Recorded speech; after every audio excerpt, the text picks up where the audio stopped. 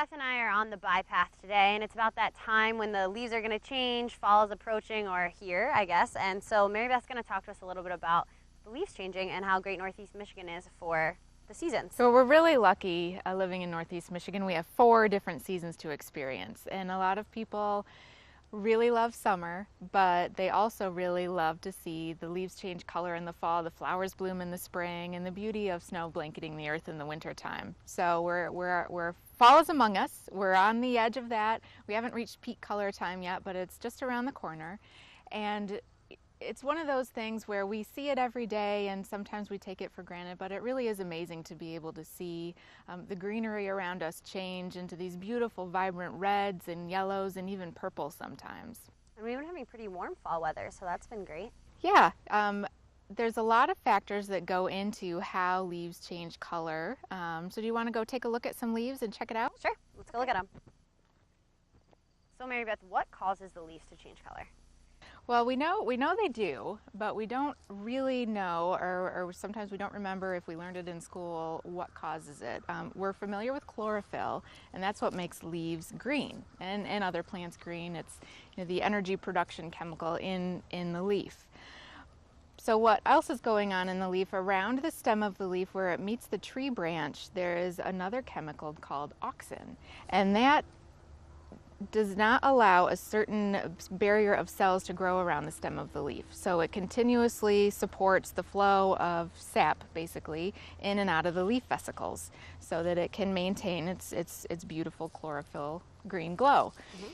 So when the days start to get a little bit shorter, when there's a little bit less sunlight and the days start to get a little bit cooler, that triggers auxin. So it continues making that barrier around it's called the abscission layer. It continues making that barrier around the stem of the leaf, and that prevents the flow of things like glucose into the leaf. So the chlorophyll starts to immediately disintegrate when that happens, and it disintegrates very rapidly. And there are 2 other chemicals that most people don't know about that are in the leaf that cause it to change color.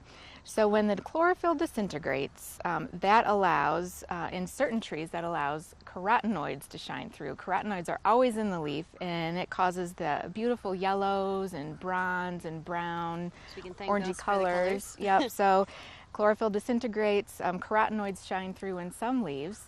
Another chemical that is only created in the fall is called anthocyanin, and that is the beautiful, brilliant reds and kind of orangey colors that we see in trees like this, like a maple tree. So when you see like red coming through in a maple tree, we know that we've had good sunny days. So it's gotten cooler, it's triggered that auxin to shut off that abscission layer, the chlorophyll is depleting, the anthocyanin is being created, the red is shining through. Now, some seasons we don't get a lot of red, and that means that the temperature, there was too much rain, there wasn't a lot of sunlight, shorter days than normal with less sun, just doesn't produce enough. So we're fortunate this fall to probably see a lot of red. This fall is really going to be beautiful. We had a great summer season. We had warm days, but they weren't too warm, and we had good rain and a lot of sunlight. And when the days started getting cooler, they were cool enough to make the trees stop with that abscission layer, but not so cool that they caused damage. So we're going to see some great color this year. So maybe we could talk a little bit about where we can see the color at. Yeah, let's take a look out and see if we can see some more trees. Okay. So we have a lot of different trees in the area. We have a lot of coniferous evergreen trees, which don't really lose their leaves or their needles. And we only have one evergreen tree that changes color, and that's called the tamarack, which we do have in the area.